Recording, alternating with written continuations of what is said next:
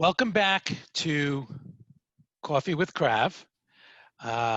Just for the new listeners, we had started Coffee with Krav back in May when we started socially distancing and staying at home. And I was looking to connect with our clients. And what I started to do was I started to interview interesting, informative people from different walks of life. To help entertain, inspire, and educate my clients. We're now starting to do a different format where we were doing it once a week. Now we're doing it once a month. It's going to be the first Tuesday at 10 o'clock of the month. And we've opened it up. We've opened it up to many more circles and more people. And so that if you like Coffee with Krav, please pass along the invitations that you get. Again, it's going to be the first Tuesday of the month on at 10 o'clock. In addition, if you have any questions for Matt while we're doing our conversation, please feel free to email me. And my email address is mkravitz, KRAVIETZ,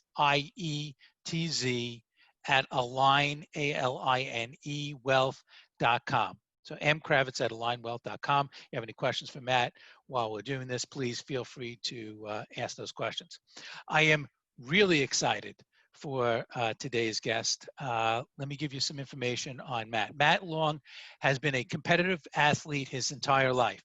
He played Division I basketball at Iona, competed in triathlons, finished his first Ironman race in 2005, ran the New York Marathon in 3 hours and 13 minutes. Tremendous. He qualified for the 2006 Boston Marathon. He was a firefighter.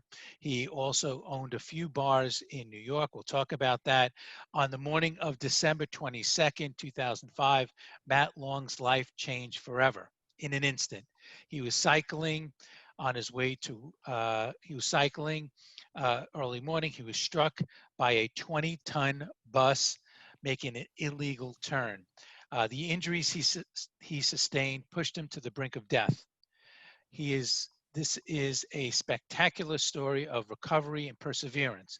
Matt has since chronicled his life and journey both before and after the accident in his great book called The Long Run.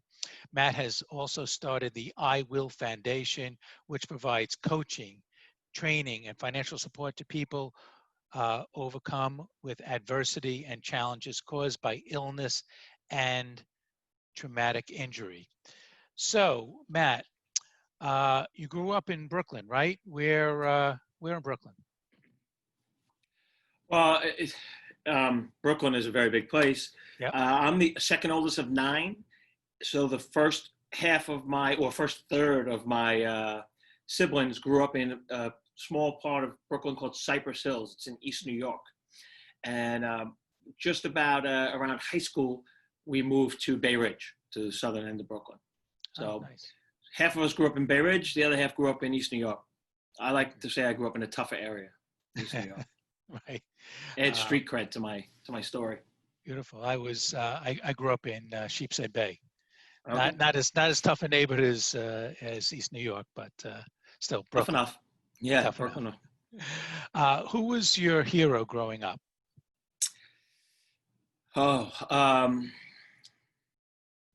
I mean, as a kid, I guess my Hollywood hero was John Wayne. I don't know if you expected that answer, but I remember his first movie my dad took me to was True Grit in the movie theater. Sure. And back then you made your confirmation in 7th grade. And my full name is now Matthew John Wayne Long. Is that right? Yes, little known fact. Yes, so I picked Wayne as my confirmation name, and I guess there's a St. Wayne somewhere because the bishop slapped the oil on my forehead, and so that's it. So John Wayne was my childhood hero. Well, we'll see that you're a tough SOB, just like John Wayne. So, great man to be named after. What was your very first job?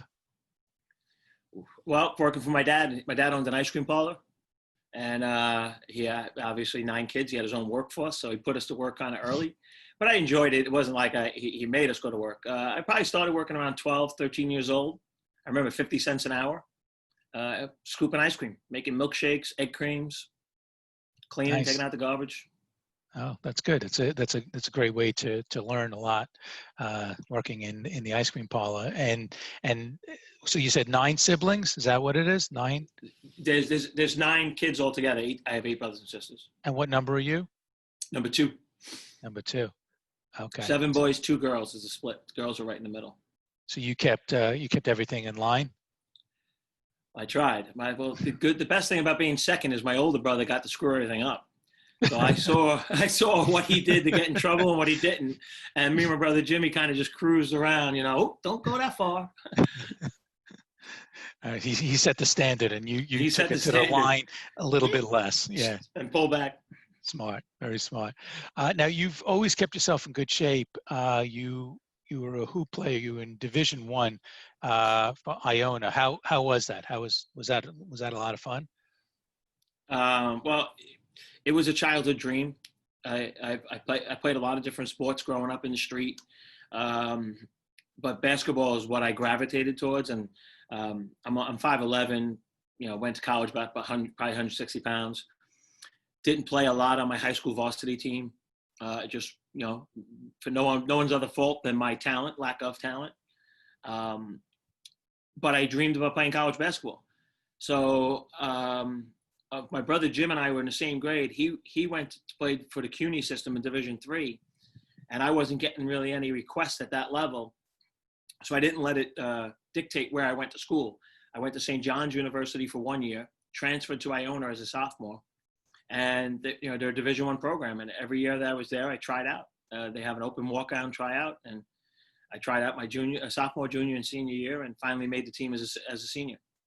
So it was fulfillment of a dream that I had for a long time that I didn't give up on.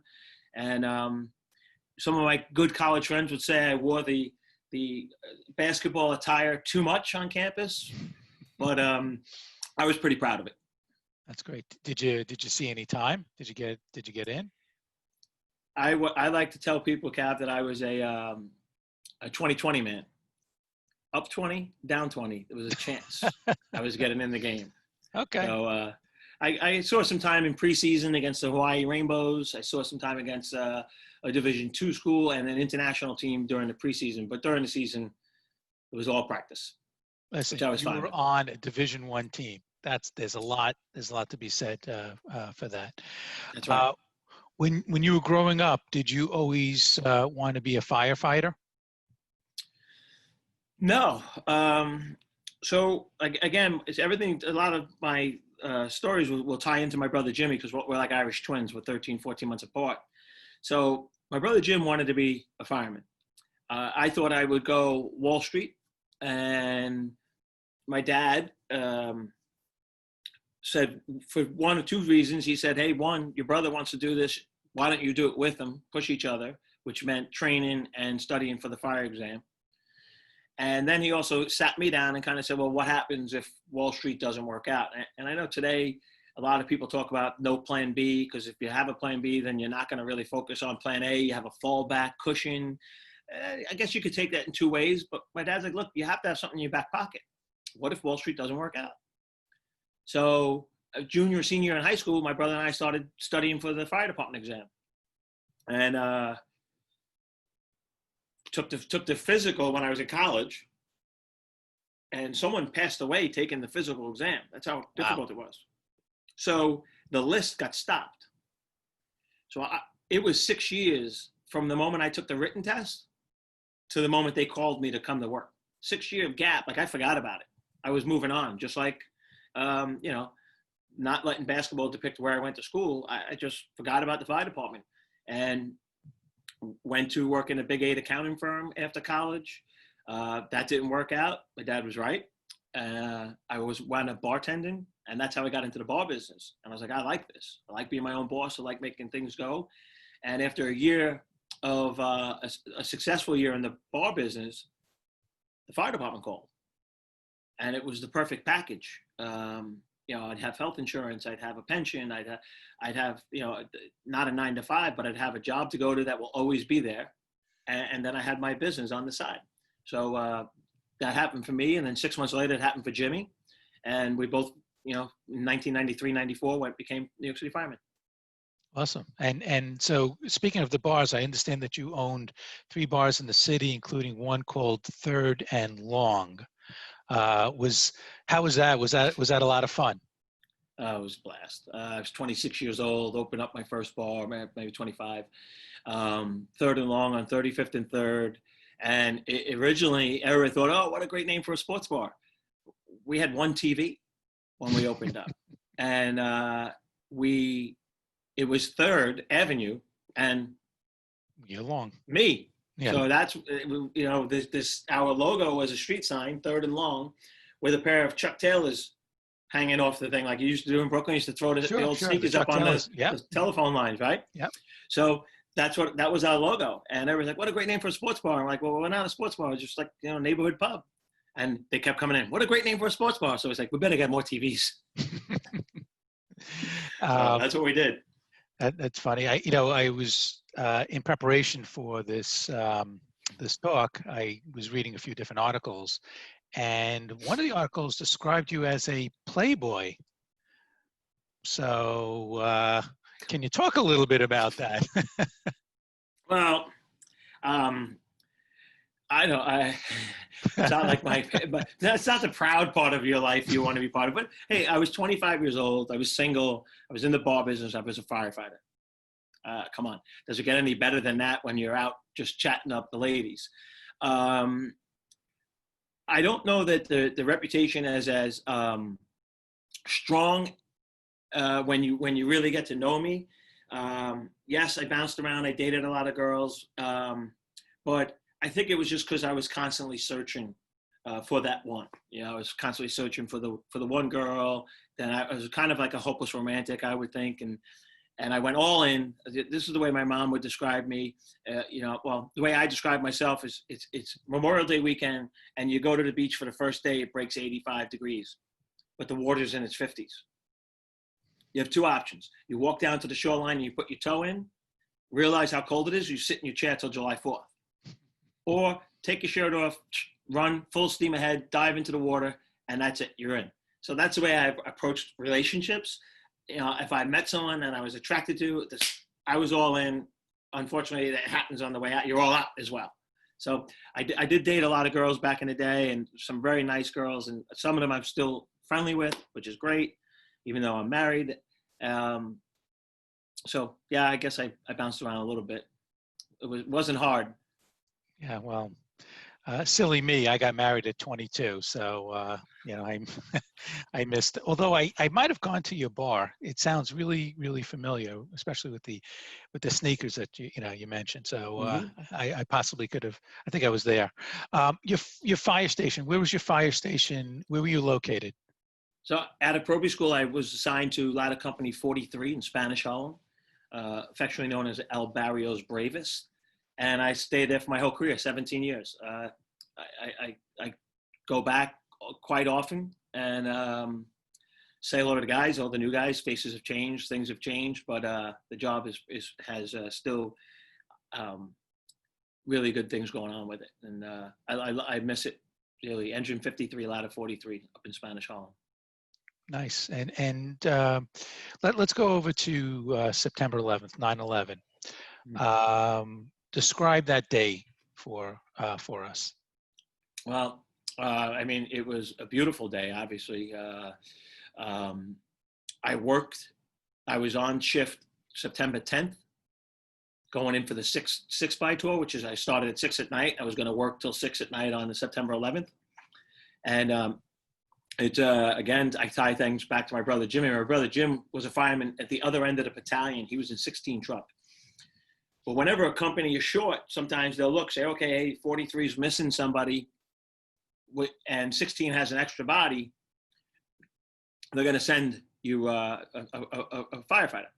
My brother Jimmy was that guy. So it's very rare that brothers work together, sort of that Fighting Sullivan rule for the Navy. Mm-hmm. Yeah.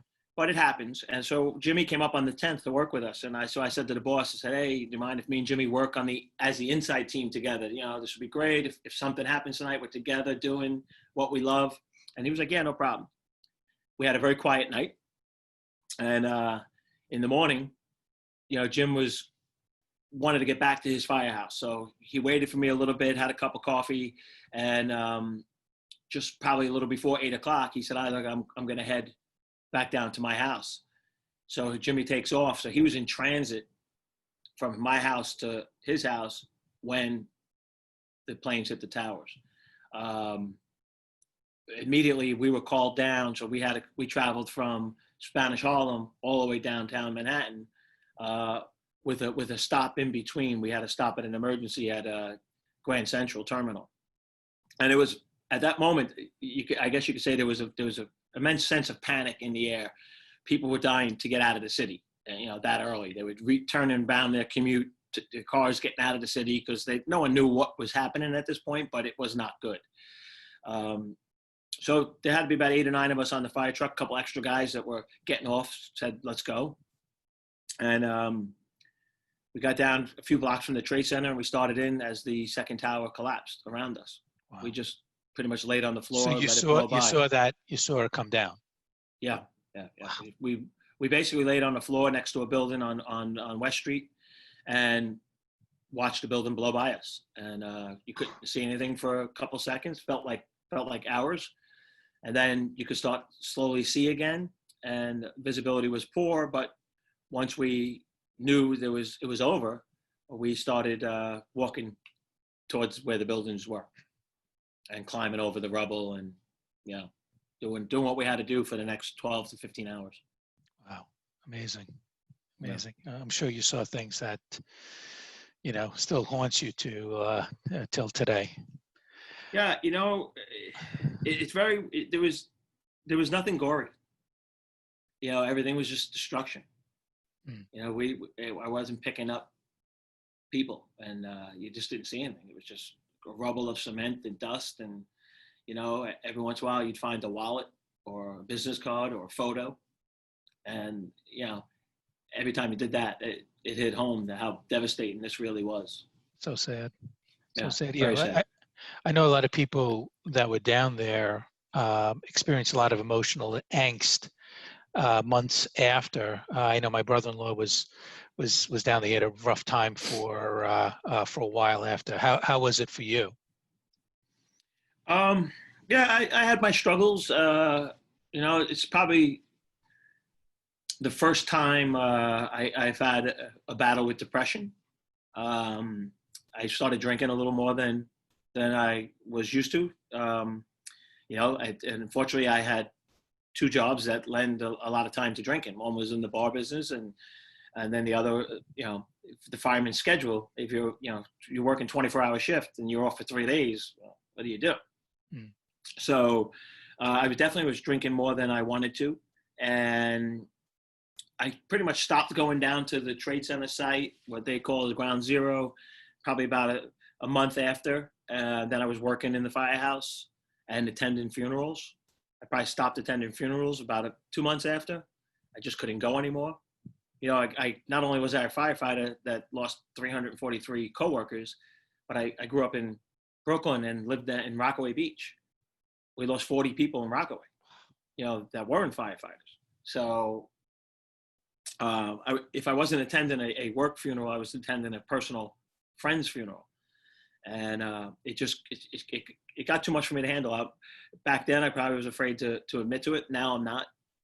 It was too much for me to handle emotionally, and I started falling into a little bit of a depression and hiding it with drinking. Wow, that's horrible. And how'd you wind up getting yourself out of that depression? So I was putting on a little more weight than normal.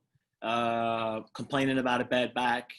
I never met a firefighter that wasn't happy going to work. I was no longer happy going to work.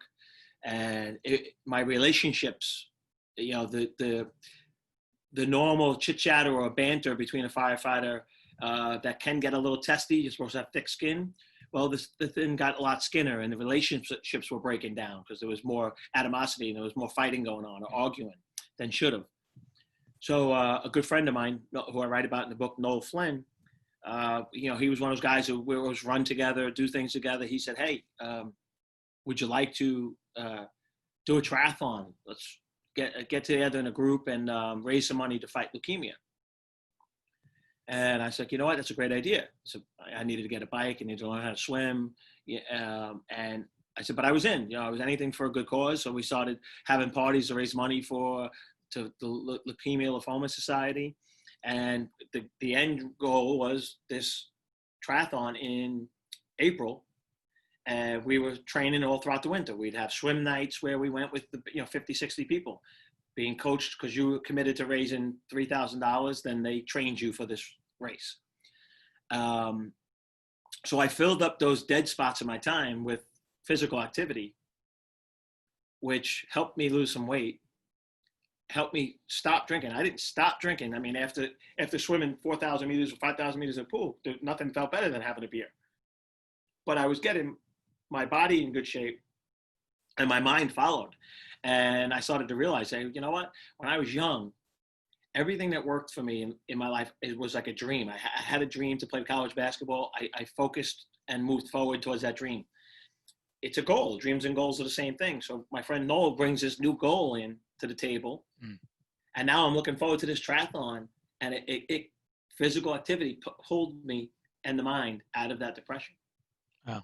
That's how I got bit by the bug of running and triathlons. So let's talk a little bit about your athletics. You did the New York Marathon in 3 hours and 13 minutes. Now, I will say I'm not the athlete that you are. I did the marathon once.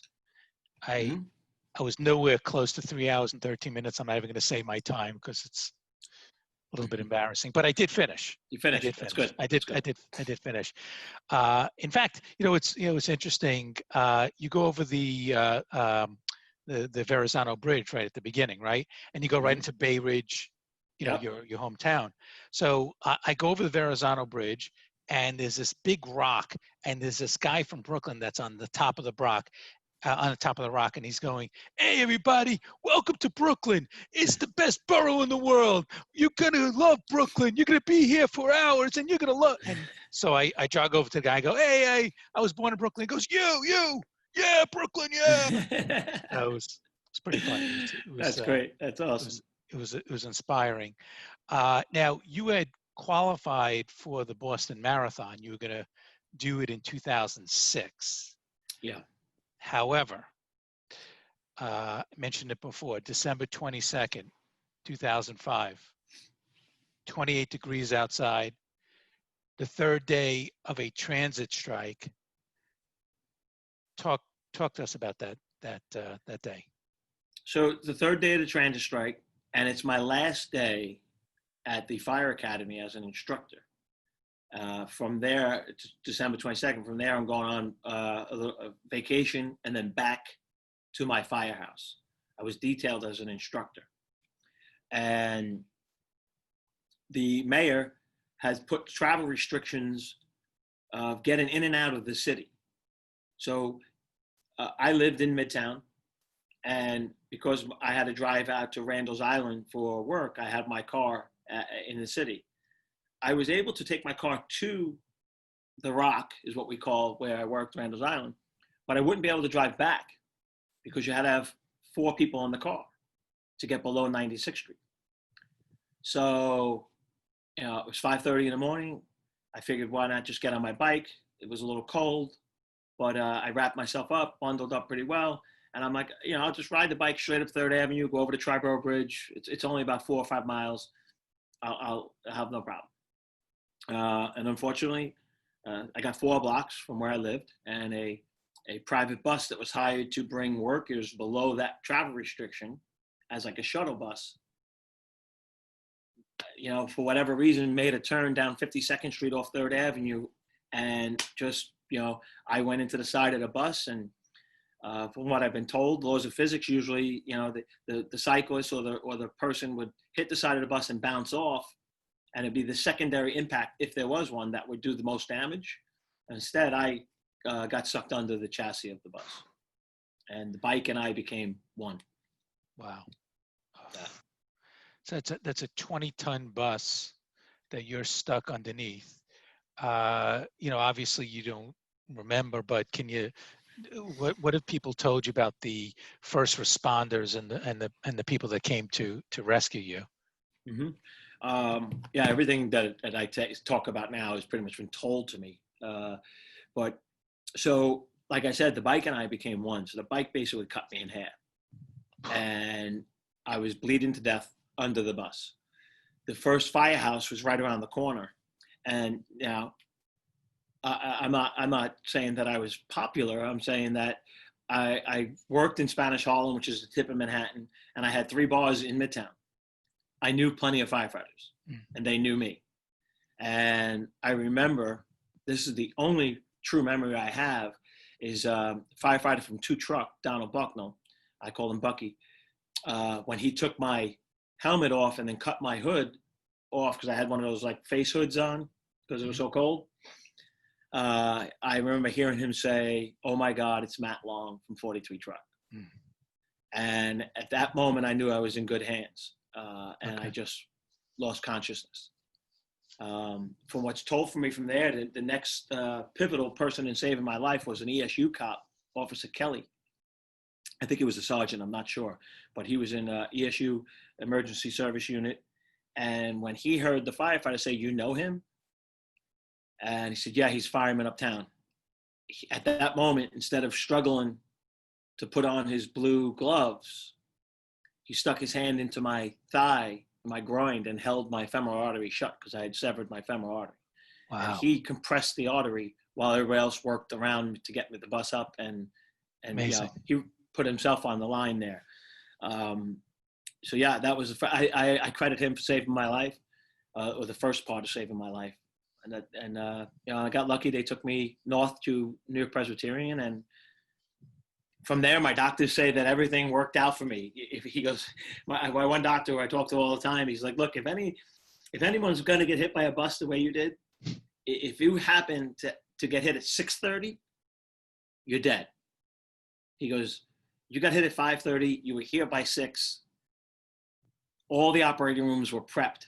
He goes, "And we used every one of them for you. Like everyone who was coming in for the day got postponed, and you went bounce, bounce, bounce, room to room to room to get different things done." He goes, "At 6:30, 7 o'clock, those rooms would have been going, and we would have had to shut them down, sterilize them. You never would have made it." Amazing. Yeah. And so I just want to read some of the things that happened to you, and this is just a partial list. Obviously, tremendous loss of blood. You had a compounded fracture of your left foot. You had a compounded fracture of your right shoulder.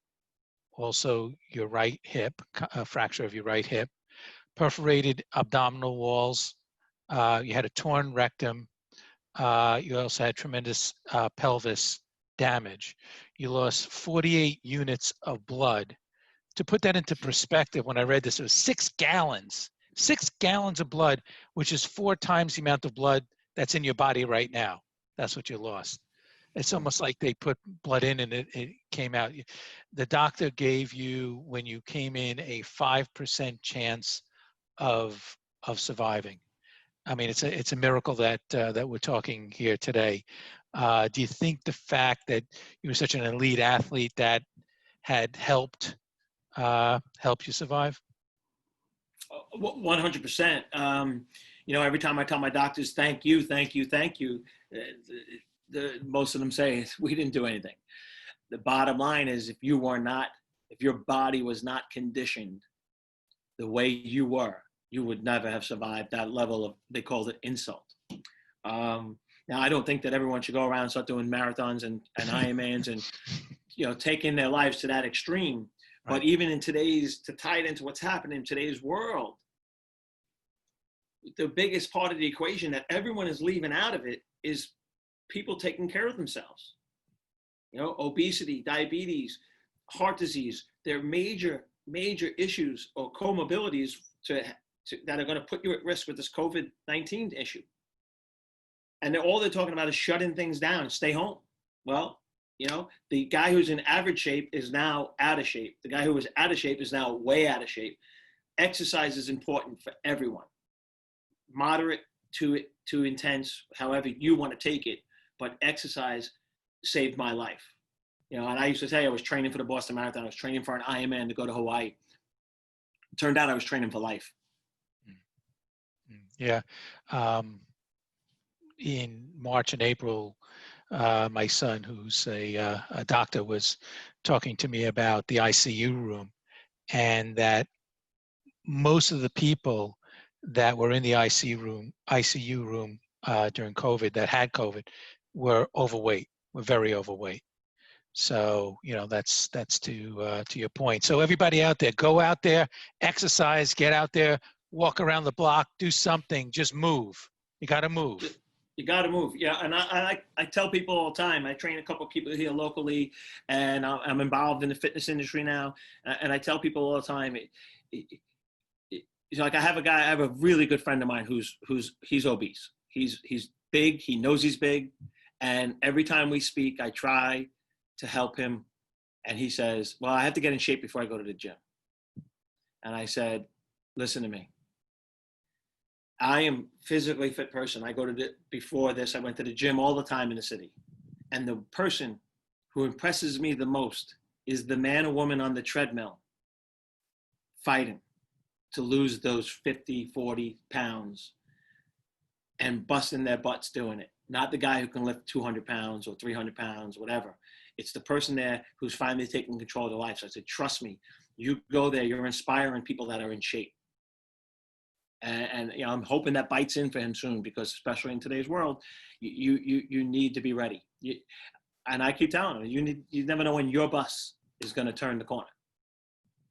Yeah, I hope he takes those words seriously and starts. So going back to the accident, you were in a coma. How long were you in a coma for? In and out of a medically induced coma for about 6 weeks. You know, they said, I guess like everything, when you're coming out of a medically induced coma, sometimes you relive what's happening. So I was coming out combatively. So they put me back in, or I had to have more surgeries. You know, in the first 2 to 4 weeks, I was probably in and out of the operating room 30 times. So, you know, why wake me up? How many surgeries did you have? Well, to date, I'm about 47. Before I got out of the hospital, well, in the first 2 years, it was 43. I had surgery just about a year ago, actually, last week. A year ago last week was when, and it was all, you know, due to the accident. Wow. Are you anticipating that you can have more surgeries in the future? Unfortunately, so like I said, I was cut in half. So I have a lot of scar tissue in my abdomen. My intestines, my small intestines was cut and was severed. So scar tissue is like weeds at the bottom of the ocean or the bay. It just grows and grows and ties itself up. So over the first, I got 15 good years post accident, where I had a couple of issues with intestinal blockages, and they all kind of went away on their own, just by relaxation and taking it easy. But last year, I was hospitalized 7 times with blockages. And my doctor, thank God, the same doctor who operated on me 15 years ago, said, look, he goes, you know, we can't do this anymore. So basically went back in through my abdomen, and, you know, basically he did like a little cleanup job on my intestines. So I'm a year out, and everything seems to be going great. Okay, well that's a relief. Fingers That's crossed. good. How long were you in the hospital after the injury? The original. 5 months. I spent 5 months. I spent 5 months at New York Presbyterian, and just hoping my dog doesn't bark, because I'm getting the delivery right now. Okay, no problem. We're all working from home, so spare the dog barking in a second. It's okay. So 5 months, yeah, it was December 22nd to May 22nd of my release day. And when I got out, that started the inpatient rehabilitation 3 or 4 days a week, you know, visits to therapists to get over my second bout of depression. The big question of why. Um, the, the biggest thing was not, for me, wasn't why did it happen, but why did I live? Mm. I wasn't, it's pity either way, but I was more concerned about why I lived, why I had to suffer like this, and what am I going to do now? I had what we talked about earlier, a very active lifestyle. And now I'm 39 years old and I'm in a wheelchair. Wow. And I have a colostomy bag and I'm 120 pounds. And what am I going to do? So that was the next battle. And how long was that bout of depression? How long did you have that for? I would say it lasted probably to about 2 years post-accident. So let's say a year and a half, where a gradual decline into the depression, and then the curve coming back out of it. Before I was okay, it was probably 2 years. Now, the first time you got out of it by starting to train for the triathlon, was there an incident? Was there something that, because you went down and then you went back up? What was that lowest point? Was there something that happened that kind of turned you around? There was a conversation with my mom, and when I went to it, I got some bad news from one of my doctors, and he said basically, there's nothing we could do for you anymore, and it's not what I wanted to hear. I basically told my mother, she's very stubborn Irish Catholic woman, and I said, I'm glad you prayed for me to live, but I wish you would pray for me to die. No one deserves to live the way I'm living. And she didn't give me the hug that I think I was looking for. She gave me some tough Irish love, and she said, enough's enough. She told me flat out. She said, you're not the only person in the world that is suffering. How your life is going to turn out is 100% up to you. And she's not this motivational speaker that goes out and talks about mindset. She's a mom of 9 children. And she just said, your outcome is up to you. You want to be miserable? Do it by yourself. You want to make the best of your life? Find out how to do it. And eventually that sunk in. She was right. She was 100% correct. And I didn't do anything different. I didn't have to reinvent the wheel. I just started to do what I like to tell, because I have a accounting background. I like to say I did this audit of my life. I did this inventory check. What was I doing in life that made me, when I was happy, made me tick? And that was dreaming and setting goals. So at the bottom of that depression, where I talked to mom, which you never should say that to your mother, pray for me to die. Oh. At the bottom of that curve, she gives me this little smack in the back of the head. And I said, you know what? I'm just sitting here. I'm in a wheelchair, and no one's going to blame me. I got run over by a 40,000-pound bus. No one's going to blame me for my situation. But I'm not happy, because all I'm doing is sitting still in time. So I started to set goals for myself, and that was, let's get to the gym and let's start lifting some weights outside of therapy. Let's start watching what we're putting in the body nutritionally.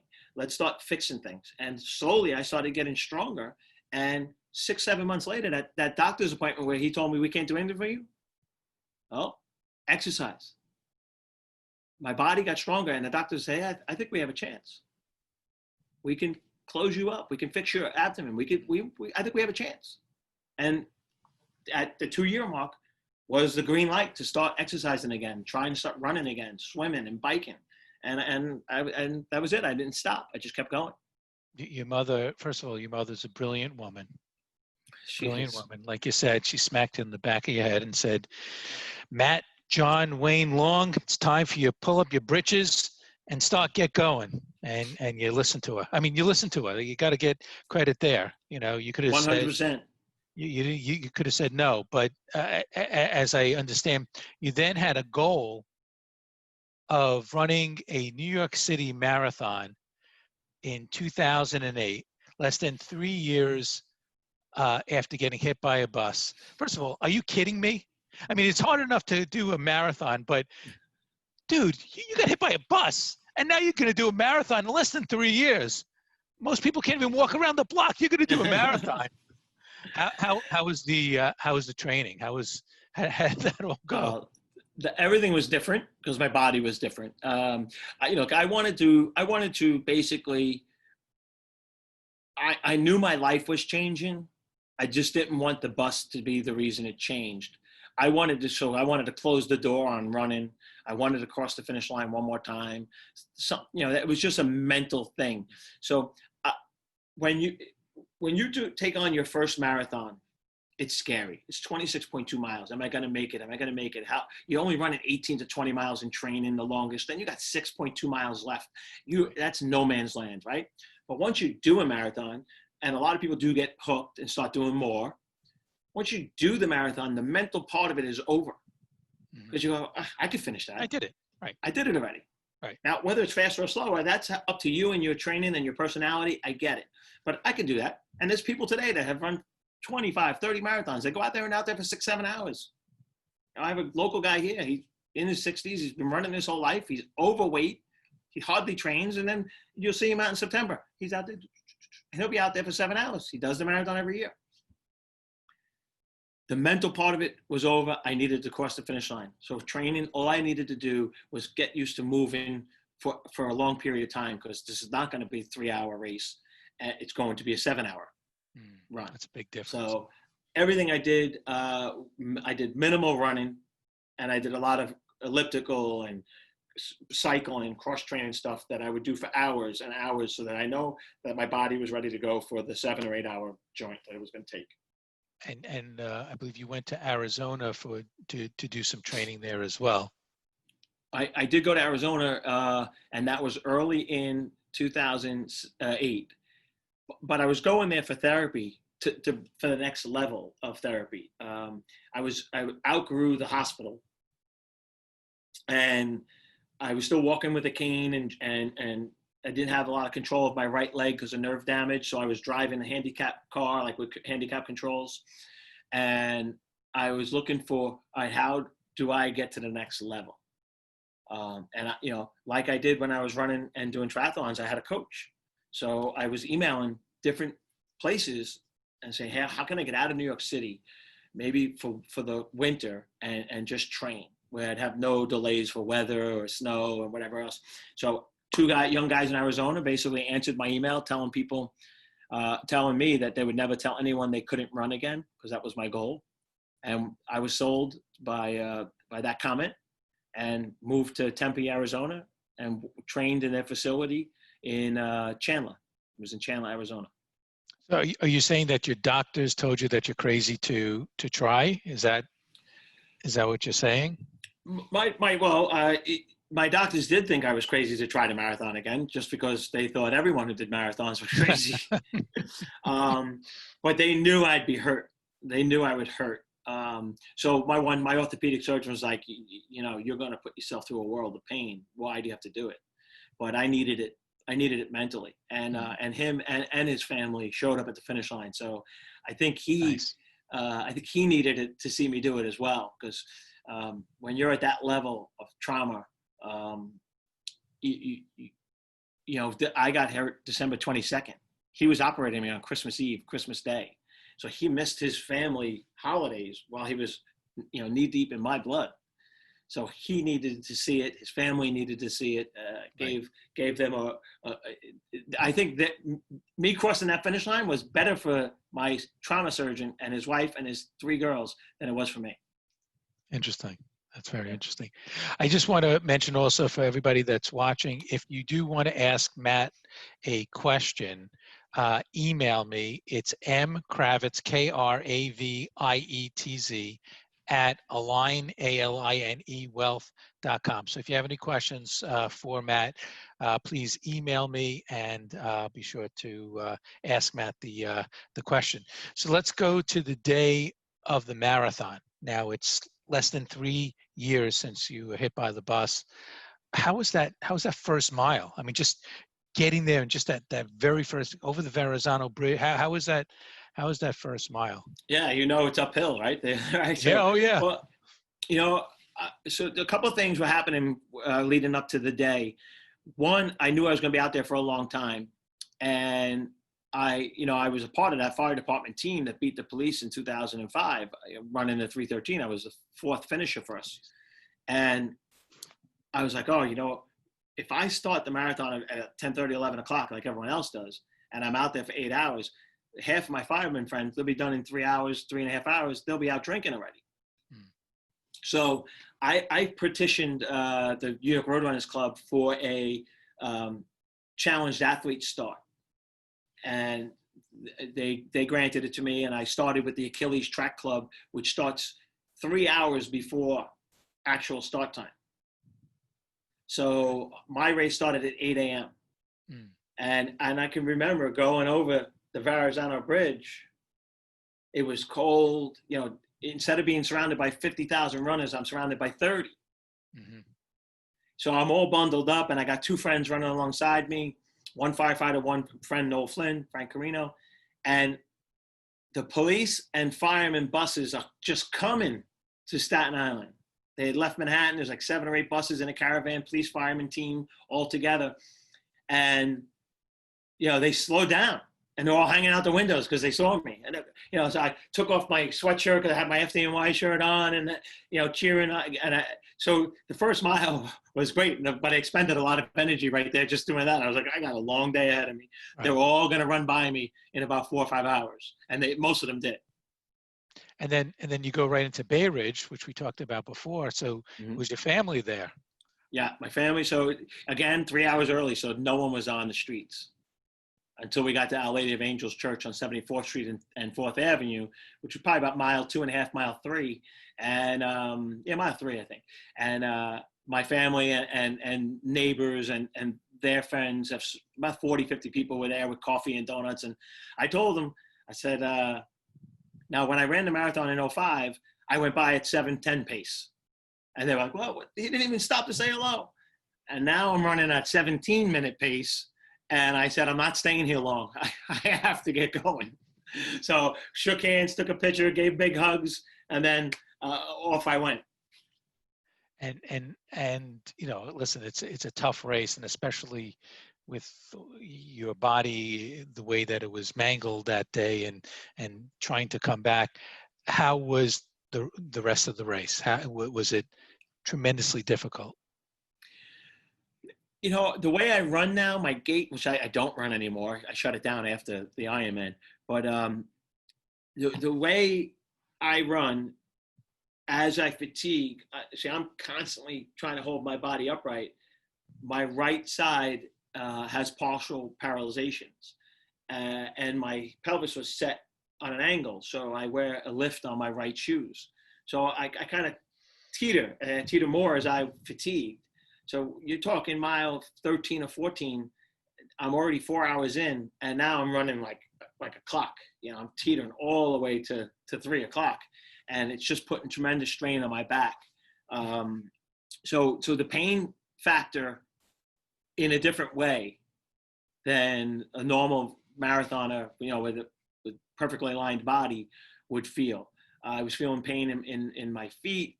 I was feeling pain in my right hip and my lower back. And, it was a matter of, okay, let's run a mile. Let's walk for a minute. Let's run a mile. Let's walk for a minute kind of thing, just to not push the body to the pain where that's it, shut down. And, luckily that really feeling didn't happen until like mile 25 on Central Park South, where I really thought I was so close. I could hear the finish line. I could hear them. I can hear them calling people's names. Oh, from France, from Germany. I could hear it. And I just stopped. And, I had, at this point, I had a whole bunch of people running with me. And they didn't know what my buddy Noel was like, what's the matter? What's the matter? And I wasn't talking. I was just in a different world of hurt. And I walked maybe 5 to 10 steps and then just started galloping again. I finished that, 7 hours and 30 minutes. I think I finished, or 7:21. Absolutely amazing. That really is amazing. We have our first question here. Why did you write the book, and what do you hope others will learn from your journey to date? Well, I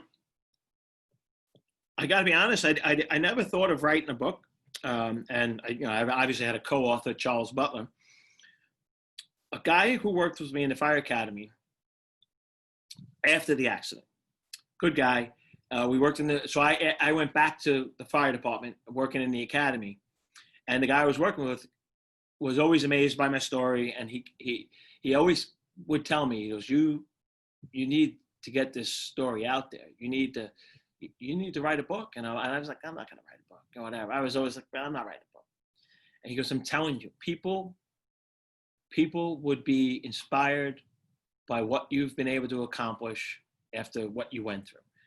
And I met Charles Butler while they were doing a story about the gangs of New York for running. So there was, Warren Running Club, Central Park Running Club, East Side Runners, Harriers, and they were doing all these stories about groups. And obviously they put the NYPD and the FDNY in there. And that's where I met Charles, and we started talking, and his story got published about the gangs of New York. And then the next month or two, he's focused on me. And it turned out that my story became the largest printed story Runner's World has ever printed about a person. Wow. It was like 19 pages long. It was called The Second Life. And it also got the highest amount of reader response than any article has ever gotten in Runner's World. Within 2-3 months, Charles and Runner's World was calling me back saying, we need to write a book. And my friend Tom Huber, who said to me, people are going to be inspired by your story, was right. So we dove into it, and we had a book out another 6 to 8 months from there. And I think personally, the shortened answer to that question is, I had no one to help me. Google how many people have been run over by a bus and survived. But there's not many. So I had no one to show me the way. And I said, at the very least, if I could connect with one person, if someone out there is struggling, on the brink of giving up, can say, holy Christ, this guy was run over by a bus, 5% chance to live, 68 units of blood, 43 surgeries, and comes back to run a marathon, and he's living his life to the fullest right now, 15 years later, married, 3 kids. I'm as fit now as I ever was. If I can help one person not quit, then my book was successful. Very, very, very inspiring. Matt, we have another email. Someone that wants to say hello to you. Sarah James. She said she was fortunate enough to train with you and Noel for your first triathlon in Florida with TNT. Yep, that's it. So she just she says that she wants to say I don't know if she can see me, but hi, Sarah. Yeah. TNT, St. Anthony's Triathlon. It was a great group of people. So now we talked about the marathon, but you didn't stop there. You went on to do an Ironman, and an Ironman is 2.4 miles of swimming, 112 miles on the bike, and you have a little extra time, go do a marathon right after that, 26.2 miles. And you went and you wanted to do that. And in order for you to qualify, you have to do that within 17 hours. Yes. Right? So I'll ask you, what inspired you to do that? It was part B of closing the door. I was an Ironman before, my two big goals were to go to Boston and run the Boston Marathon. And my second goal was to, get that Ironman time faster so I can go to Hawaii. And, everyone who gets bit by the bug and wants to do something like that, that's the tell-all. Did you qualify for the Boston Marathon? Did you qualify for the Hawaii Ironman? That's what I wanted to do. Obviously, I knew it wasn't happening now, post-bust, but I wanted to close the door. I wanted to go back and just see if my body would take me the 140.6 miles in 17 hours. And, so I like to tell people to trust their training, and I used to ask myself a question before every race: is my training going to let me down? And I was a very confident guy, and I would say, no way, no way, no way. But on June 27th of 2009, when I was getting in the water at Mirror Lake, I had no idea what was going to happen. So I gave it my best shot and finished with about 1 minute and 46 seconds to spare. Bravo. Fantastic. That's great. And I understand you were not last, No. right? No.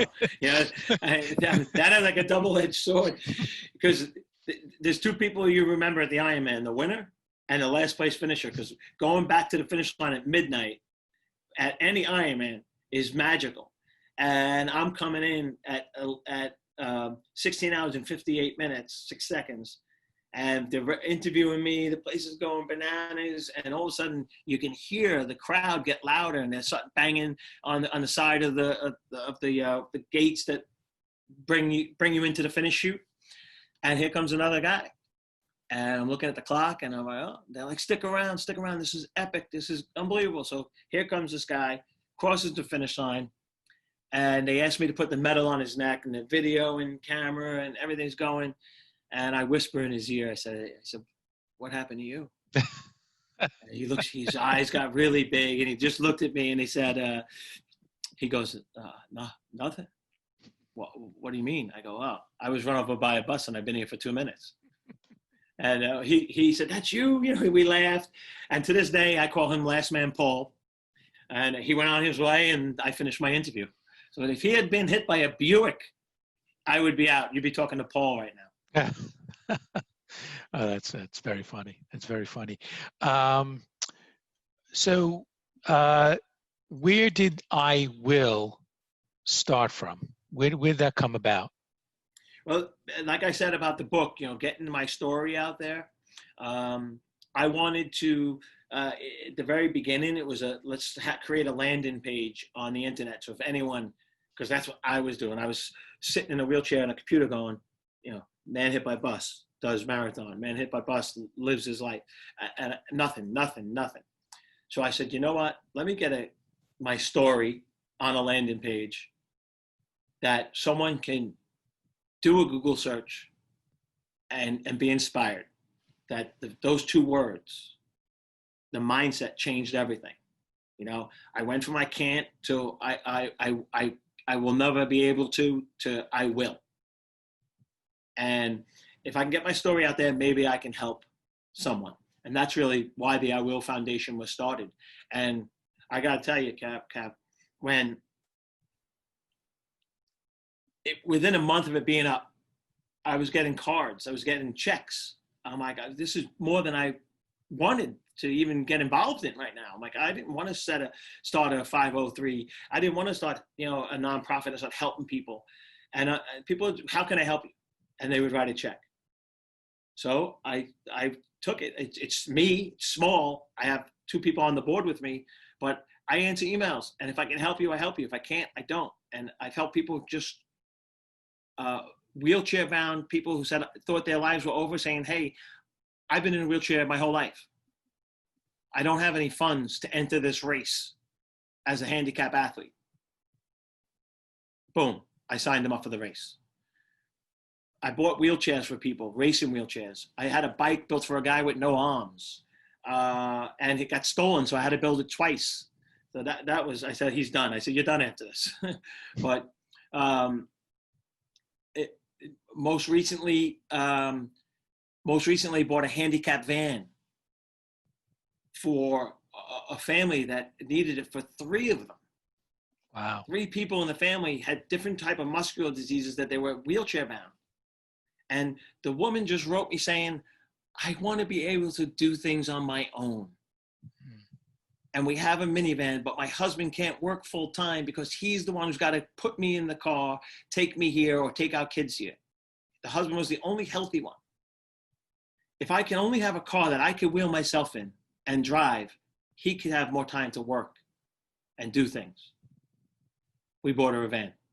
Wow, that's great. What's So the mission? What's the mission of the mission of the is to help people that have suffered life-altering accidents or illnesses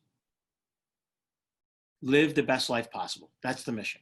That's it. And great mission. whether it's to get help, running errands, or whether it's to be physically involved. Now, my story is an athletic background, so I've helped more people the athletic side of it than I had just buying a van so someone can go to the store and feel like she's living her own life.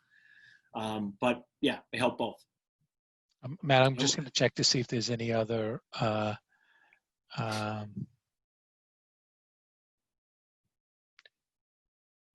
okay. Thank you, Maria. She says, you experienced a crucible, a life-altering event. Now that you're on the other side, what words of wisdom can you share with us? I think it would go right down to the 2 words we just spoke about. I know you can Google it and you can hear a bunch of people talk about mindset, but the right attitude is going to control the path your life takes. And sometimes I jokingly say, if you wake up in the morning and your first thought is, I can't make that phone call today, I can't get to work today, I can't face my boss today, or my coworkers stink, then don't go to work. Stay home because you've lost the day. What I would like to just tell people is, and I try all the time to stay as positive as possible. Is everything going to go your way? Everything didn't go my way. It still doesn't go my way all the time. But your mindset is going to control the outcome. So things are always going to be hard. But if you approach it with, okay, I will get through it, or I will get it done, just take a deep breath. How am I going to get it done? How are we going to focus here? And as long as you're moving forward in life, it's going to be okay. Well, with that, Matt, John Wayne Long, you've said it all. That is Thank you. Fantastic. I really appreciate this. This was far-reaching and very, very inspirational. And I'm sure everybody that's listening really got inspired. And we really appreciate it and appreciate your time. For everybody, the next Coffee with Krav will be Election Day, November 3rd. We have a great speaker, Robert Schmidt. Robert Schmidt is a worldwide featured speaker. He travels the world talking about behavioral finance, why investors make decisions that they do, sometimes, make silly decisions. Why do they do that? Why do they shoot themselves in the foot? And how you can take things and look at things objectively, while others are short-sighted and irrational. So it's on Election Day. It'll be a great start for your election day. So we're doing this every Tuesday, first Tuesday of the month, 10 o'clock. So we'll see you then. Matt, thank you so much. Everybody have a great time, great month. Take care. Thank you, See everyone. you next time.